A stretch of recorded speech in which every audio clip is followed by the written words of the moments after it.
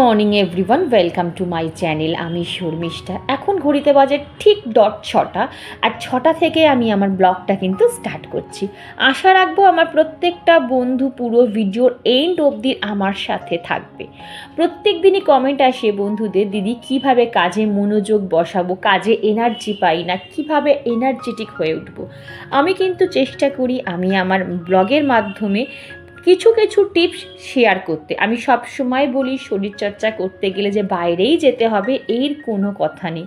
তোমার যদি ইচ্ছা শক্তি থাকে, বাসি বিছানাতেও 10 মিনিট আগে ঘুম থেকে উঠেও কিন্তু তুমি ফুল বডি কিন্তু এক্সারসাইজ করতে পারো।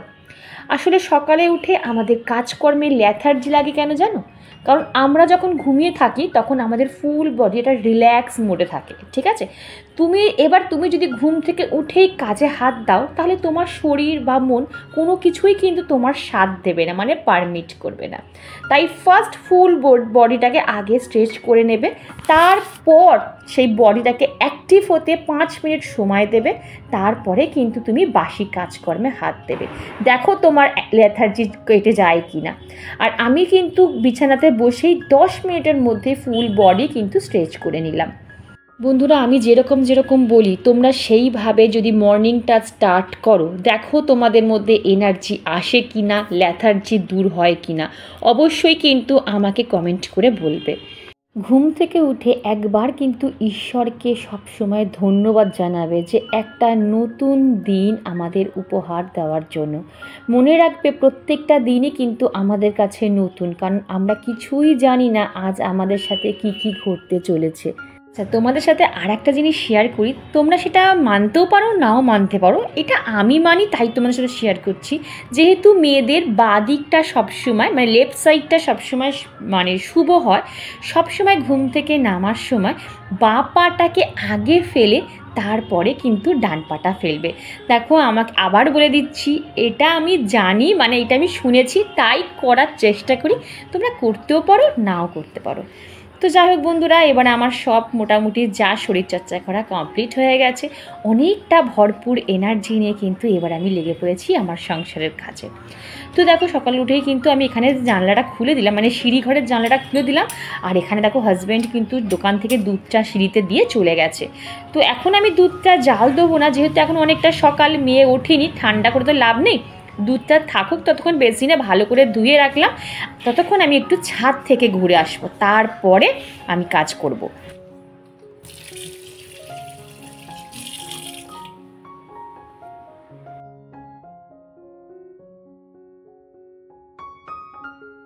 অনেক দিন ধরে ছাদ বাগানের কিছু কাজ বাকি রয়েছে। এবারে ছাদ বাগানে যদি কাজ করতে গেলে না, রোদ ওঠার আগেই কিন্তু করে নিতে হয়। আজকে আমার গাছগুলোর একটু আগাছা বলো বা শুকনো ডালপালাগুলো ছাঁটবো। তো বন্ধুরা, গাছের যেমন অবাঞ্ছিত শুকনো ডালপালা থাকে, শুকনো পাতা হয়, আগাছা জন্মায়, এইগুলো যদি আমি না পরিষ্কার করি বা না কাটি তাহলে গাছটাতে না নতুন ডালপালা বলো, ফুল বা ফল কিছুই কিন্তু আসবে না। গাছটা পুরো ঝোপঝাড়ে ভর্তি হয়ে যাবে আর দেখতেও কিন্তু ভালো লাগবে না।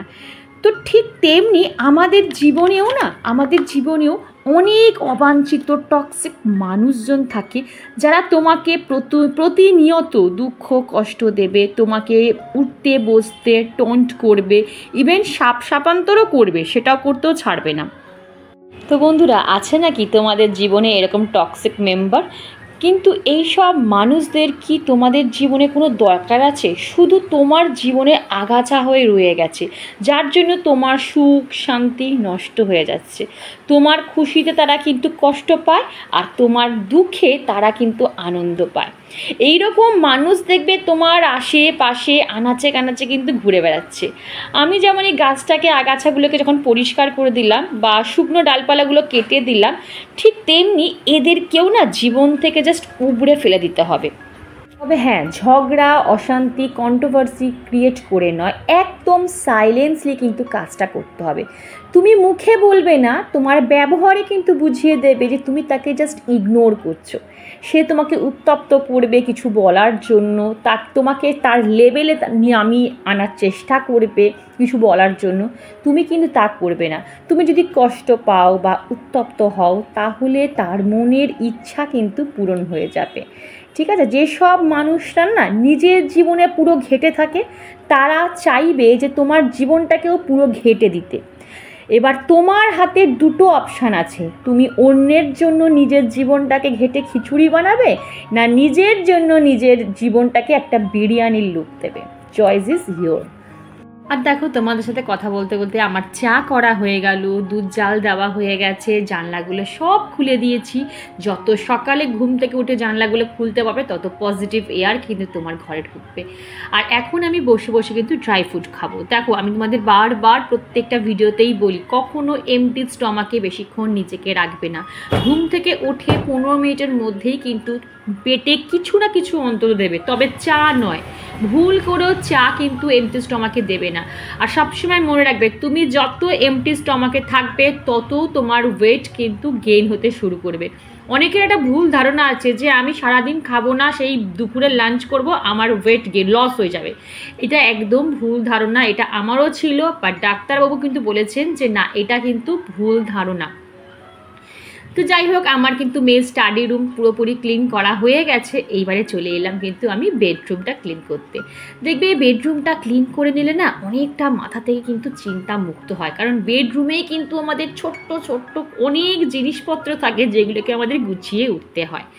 তো অনেকে আমার কথা শুনতে, আমার অনেক বন্ধুরা ভালোবাসে, তারা ওয়েট করে, তারা আমার ব্লগের জন্য আমাকে প্রত্যেক দিন কমেন্ট করে বলে, দিদি তোমার ব্লগের অপেক্ষায় আমি থাকি, তোমাকে সামনে থেকে দেখতে ইচ্ছা করে, তোমার সাথে কথা বলতে ইচ্ছা করে, তুমি যদি আমার বাড়ির সামনে থাকতে। অনেক ভালো ভালো বিশ্বাস করো কমেন্ট পাই। আমি জানি না অনেকে তোমরা বেহালার মধ্যে থাকো, আমি সবসময় বেহালা গেলেই, ট্রামডুবু গেলেই আমি শুধু ভাবি যদি আমার কোনো বন্ধুর সাথে দেখা হয়ে যায়, যদি আমাকে শর্মিষ্ঠা বলে একবার হাঁক মারে। আমি সবসময় বলি, দেখো হয়তো তোমাদের আমি চিনতে পারবো না, কিন্তু তোমরা তোমাকে নিশ্চয়ই চিনবে, তোমরা কিন্তু একবার শর্মিষ্ঠা বলে আমাকে অবশ্যই হাঁক দেবে। তো যাই হোক বন্ধুরা, এইবারে দেখো আমার এখানে যে আগের দিন যে জামা কাপড়গুলো কেচেছিলাম না, সেইগুলো তো অর্ধেক শুকনো অর্ধেক ভিজা। ভাগ্যিস আমি কমফোর্ট দিয়ে ওয়াশ করেছিলাম, কেন আগের দিন থেকে তো এখানে মোটামুটি বৃষ্টি শুরু হয়ে গেছিলো। আর ছাদে কী বলতো, মানে না যেতে যেতেই হট করে বৃষ্টি চলে এসছে, অর্ধেক জামা কাপড় শুকনো জামা কাপড় ভিজে পুরো যা হয়ে গেছে। ওই ঘরেই এখানে ওখানে মেলে দিয়েছি, তাও একটা না স্যাঁতস্যাঁতানি ভাব, যেহেতু কমফোর্ট দিয়েছি সেই গন্ধটা এখনও মোটামুটি বেরোয়নি। তো যাই হোক বন্ধুরা, এবার আমার এখানে মোটামুটি কমপ্লিট। ব্যাস, এবারে আমি শুধু ডাইনিং রুমটা পরিষ্কার করব, তাহলেই কিন্তু আজকের মতন আমার ক্লিনিং ডাস্টিং কমপ্লিট। সকাল থেকে পুরো গুমোট হয়ে গেছে ওয়েদার, এত পরিমাণে গরম লাগছে কি বলবো। তো লাস্ট অফ অল একটা পয়েন্ট তোমাদের সাথে ডিসকাস করিনি, সেটা হচ্ছে এদের সামনে না, মানে এই টক্সিক মানুষদের সামনে কখনো নিজের দুর্বলতাটা প্রকাশ করবে না, কখনো যে তুমি দুর্বল সেটা প্রতিপন্ন করবে না। সব সময় না একটা ডিস্টেন্স মেনটেন করবে। ইভেন এদের সাথে কখনো কোনো তর্কেই জড়াবে না। যদি ওরা কিছু বলতে আসে, বলে হ্যাঁ ইউ আর রাইট, হ্যাঁ আপনি ঠিকই বলেছেন, বা তুমি ঠিক বলেছো, ব্যাস এটা বলে এড়িয়ে চলে আসো। এদের সাথে তর্কে জড়ানো মানে নিজের অক্সিজেন লেভেলটাকে নষ্ট করা। সেই রকম যদি ইগনোর করতে না পারো, জোরে জোরে গান চালিয়ে দাও, কানে হেডফোন গুঁজে নিজের কাজ নিজে করতে থাকো। ঠিক আছে, আমি কিন্তু অনেকগুলো পয়েন্ট তোমাদের সাথে ডিসকাস করে নিলাম। আর ডিসকাস করতে করতে করতে আমি কিন্তু একদম বলতে পারো যে এন্ট্রান্সেই চলে এসেছি ঝাড়ফুঁক করতে করতে। ব্যাস এই যে এই জায়গাটা, এটা আমি প্রত্যেক দিনই একটু একটু করে ক্লিন করে নিই। আর আজকে আমার গণেশ ঠাকুরকে তুলে ভালো করে জায়গাটা কিন্তু ক্লিন করে নিলাম। আর এখানে যে আমি মানি প্ল্যান্টটা রেখেছি সেটারও জলটা কিন্তু আজকে আমি পরিষ্কার করে নিলাম। আর এইবারে আমার যে বাইরে যে আমার বুদ্ধাজি থাকে, সেই বুদ্ধাজিটাকেও না একটু মাঝে মাঝে আমি ঝেড়ে দিই, যাতে কোনো ঝুল না জমে। না না তুমি অত দিও না, অত খাব তুমি, আমি কমিয়ে দেবো, তুমি এখন কমিয়ে দেবো। তুমি খাবে তো? ও এক মুঠোই আছে, অল্প ডাল দেবে, বেশি ডাল দেবে না। তো বন্ধুরা, এটা হচ্ছে আমার এখন ব্রেকফাস্ট, একদম গরম গরম ধোয়া ওঠার ডাল আর একটু মুসুর ডাল। আর দিও না, আর দিও না। তো চলো ব্রেকফাস্টটা করে নিই, তারপর তোমাদের সাথে ফিরছি।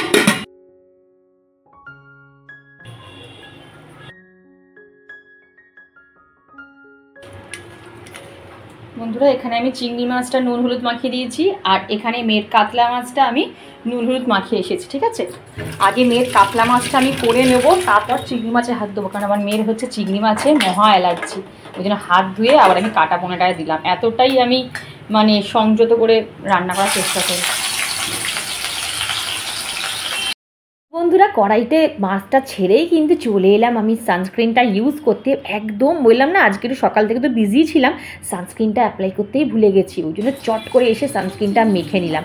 তারপরে দেখো এই লঙ্কাগুলো আমি সকালবেলা ধুয়ে রেখেছিলাম, জলটা ঝরে গেছে, এবার আমি স্টোরেজ বক্সে তুলে রেখে দিচ্ছি। তো আজকে আমাকে যারা যারা কমেন্ট করেছে সেই সব সাবস্ক্রাইবার বন্ধুদের একবার নামগুলো বলে দিই। My simple village life Aditi, Krishna, Piyali, মণিদীপাদি, থ্যাংক ইউ গো এত সুন্দর কমেন্ট করার জন্য। কিডস মানিয়া, তুমি নতুন আজ আমায় কমেন্ট করেছো, খুব ভালো লাগলো, মাঝে মাঝে কমেন্ট করো, আমারও খুব ভালো লাগবে। মৌসুমিদি, তপতিদি, ভারতীদি, রাখি, তারপর হচ্ছে মৌসুমি চক্রবর্তী, জিনিয়া, হীরা খান ব্লগ গ্যালারি, সাইদ, দীপ প্যান ডক্স ব্লগ, সুমন্ত সাতরা, সেনাপতি আইডি, রিনিস লাইফস্টাইল, রশনি, তুমি কেমন আছো অবশ্যই কিন্তু আমায় কমেন্ট করে কালকে বলবে, ঠিক আছে বন্ধুরা। দেখো আমি যে চিংড়ি মাছের মাথাগুলো না, এই যে চিংড়ি মাছের মাথাগুলো আমি কিন্তু এর মধ্যে দিয়েছি, মানে চিচিঙ্গা ভাজার মধ্যে দিয়েছি। আর যা টেস্ট হয়েছে কি বলবো, দেখে চিংড়ি মাছ যেতেই মানে যে খাবারেই পড়বে তার টেস্টই চেঞ্জ হয়ে যাবে। আর কি মনে হলো যে না মাথাগুলো আমি দিয়ে দেখি তো কেমন লাগে, বেশ ভালো লাগছে কিন্তু খেতে, ট্রাই করে দেখো। আমি তোমাদের বলি না বন্ধুরা, রান্নাটাও কিন্তু একটা আর্ট, আমাদের হাতে থাকে রান্নার টেস্ট, সব কিছুরই না একটা এক্সপেরিমেন্ট করা দরকার, না হলে আমরা নতুন কিছু শিখবো কী করে বলো। তো যাই হোক আমার কথা বলতে বলতে কিন্তু এখানে পেঁয়াজ ভাজাটা হয়ে গেছে, আর পটল আলুটা এর মধ্যে দিয়ে দিলাম, আর দেখো পটল আলু কষানো হয়েও গেছে, এবারে জল দিয়ে দিলাম, ব্যাস চিংড়ি মাছটা দিলেই কিন্তু আমার মোটামুটি পটল দিয়ে আলু দিয়ে চিংড়ি মাছের ঝোলটা একদম কমপ্লিট। আজকে না গুঁড়ো গরম মশলাটা ছিল না, যদি গুঁড়ো গরম মশলাটা দিতে পারতাম নামানোর সময় তাহলে কিন্তু টেস্টটা আরও বেশি মানে জমে যেত। তো যাই হোক নেই তো নেই, কিছু করার তো নেই, আমার এখানে হয়ে গেল। আর এখানে আমি মামিয়ের জন্য করে দেবো কাতলা মাছের ঝাল। টমেটোটা না এখন মোটামুটি বাড়িতে আনাই হয় না, যেহেতু হাজব্যান্ডের চলে না টমেটোটা, ওই জন্য টমেটো ছাড়াই মোটামুটি এখন আমাকে রান্নাবান্না করতে হয়। আর যখন কোনো কারি ঠারি করি তখন অল্প করে আমি একটু টমেটো কেচাপ দিয়ে নিই। আর এদিকে দেখো কথা বলতে বলতে কিন্তু আমার রান্নাটাও কমপ্লিট হয়ে গেল, ব্যাস রান্নাঘরটা পরিষ্কার করব, তারপরে স্নান করব, পুজো করব, মোটামুটি একবেলার মতন ছুটি মানে কি ওই অল্প চাপটা এরপর থেকে একটু কম থাকবে।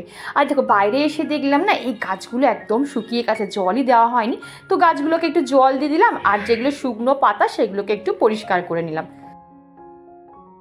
তো বন্ধুরা চলো তোমাদের একটা আমি গাইড করে দিই, সেটা হচ্ছে তোমরা যদি বাজার চলতি ভালো অ্যান্টি ট্যান ফ্রেশ ওয়াশ আর স্ক্রাব চাও, তো চোখ বন্ধ করে এই এমকাফিন, তো অনেকে জানো, অনেকে তোমরা ইউজ করো, যেই প্রোডাক্টটা এত ভালো তোমরা মানে কি বলবো 1 মাস ইউজ করলেই বুঝতে পারবে যে কত ট্যান রিমুভ হয়।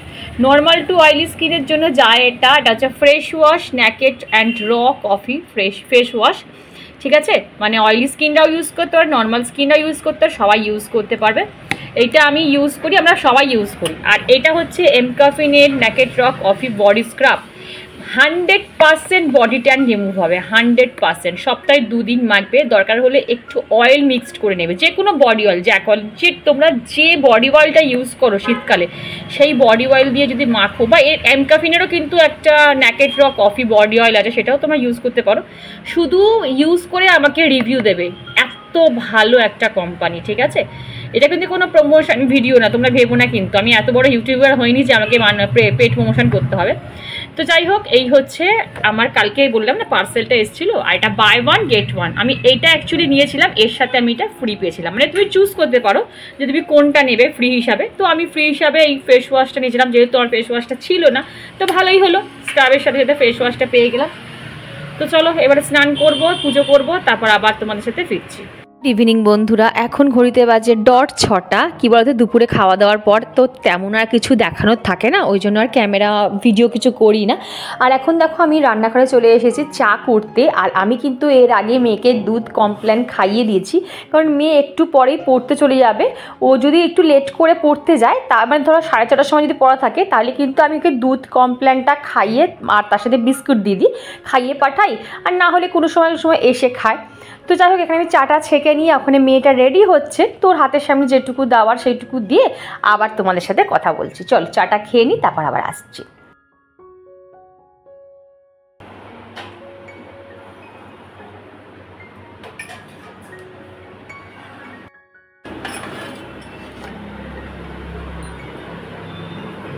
ধরো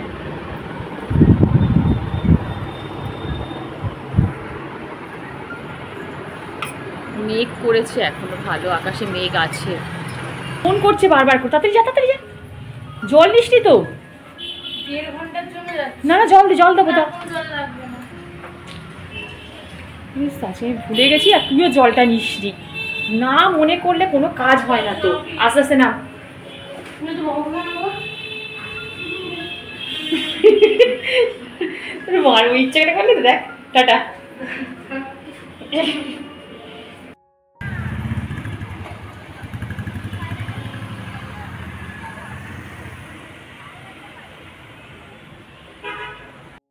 গাছে জল দিতে হবে, তাহলে গাছ ভিজে নেই, বৃষ্টিও আছে তো সব। আর লাগবে জল, লাগবে ও ছাদে যেতে হবে, জল লাগবে কিনা বলো না। কি সকাল, কি বিকেল, কি সন্ধে, আমার ঘর গোছানোতে নিস্তার নেই। মানে এই দুটো হাতের আমার নিস্তার নেই। দেখো পড়তে গেছে ক্রিম, তোমার পারফিউম, চিরুনি, সব জামা কাপড়, বই খাতা, পুরো সব দিকে। জাস্ট নাও আমি এক্ষুনি বেডটা ক্লিন করে বেরোলাম, তারপর দেখো কী অবস্থা। বলছি না যে তুমি ভাবো, মানে বাড়িতে সবাই যদি গোছানির না হয় না, তাহলে যে কি সমস্যা হয় সেটা যারা গোছায় সে তারাই বোঝে। কি বলো, তাই তো বন্ধুরা? চলো, কিছু করার তো নেই, আমাদের আমরা ঘরে থাকি তো আমাদের এইসব কাজ করতেই হবে, তাই না? চলো, দেখেছো, দেখো কি অবস্থা। চলো, মেয়ে চলে গেল পড়তে। তো যাই হোক, ভিডিওটা বেশি বড় করছি না, এইটুকুই রাখছি। ভিডিওর কোনো অংশ বা আমার কোনো কথা যদি তোমাদের ভালো লাগে তো প্লিজ কী করতে হবে, চ্যানেলটা সাবস্ক্রাইব করতে হবে, লাইক করতে হবে, বন্ধুবান্ধব ফ্যামিলি সবার সাথে শেয়ার করতে হবে, আর হ্যাঁ বেশি বেশি করে কমেন্ট করতে হবে, ঠিক আছে? আর এইটুকুই, আবার কাল দেখা হবে নতুন একটা ইন্টারেস্টিং ব্লগে। তাদের সঙ্গে খুব খুব ভালো থেকো, সবসময় হাসি খুশিতে থেকো। টাটা।